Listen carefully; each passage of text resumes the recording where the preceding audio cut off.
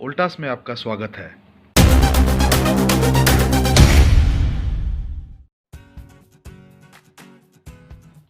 Voltas AC के model VDZU, VDZV, VCZT और VCZTT model के विविध प्रकार के रिमोट के द्वारा पैरामीटर्स चेक करने का तरीका। प्रक्रिया शुरू करने के लिए रिमोट को एसी के तरफ पॉइंट करें और चित्र में जिस तरीके से बताया गया बटन 1 को 3 बार प्रेस करें। उसके तुरंत बाद बटन 2 को 3 बार प्रेस करें। ध्यान रहे दोनों भी बटन 10 सेकंड के अंदर प्रेस होने चाहिए। यदि आप सही तरीके से करेंगे आपको 2 सेकंड का लंबा बीप सुनाई देगा। इसका यह मतलब है कि आप टेस्टिंग मोड में एंटर कर चुके हो। यह प्रक्रिया एसी रनिंग कंडीशन या स्टैंड बाय कंडीशन या फॉल्टी कंडीशन में भी काम करेगा। इस वीडियो को ध्यान से देखिए। बटन नंबर 1 को 3 बार प्रेस करें, बटन नंबर 2 को 3 बार प्रेस करें। ध्यान रहे दोनों प्रक्रिया 10 सेकंड के अंदर करें। यदि आप सही तरीका अपनाएंगे तो 2 सेकंड का लंबा बीप सुनाई पड़ेगा।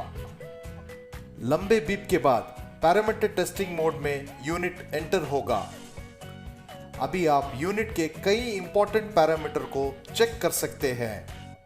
डिस्प्ले पर 2 सेकंड के लिए कोड दिखता है, उसके बाद 25 सेकंड तक उसका वैल्यू दिखता है।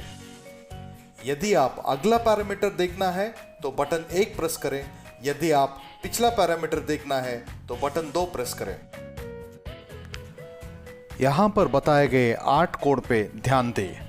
पहला कोड T1 यानी रूम सेंसर,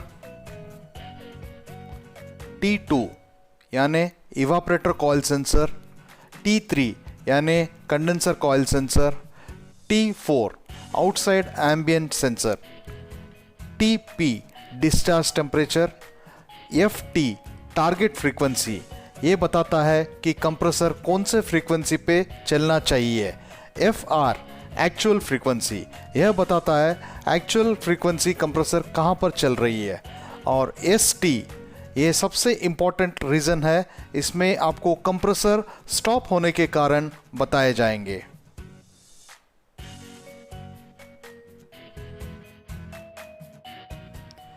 यहाँ पर बताया गया टेबल पर ध्यान दें। इस टेबल में आपको कंप्रेसर स्टॉप के रीज़न यानी ST के रीज़न बताए गए हैं।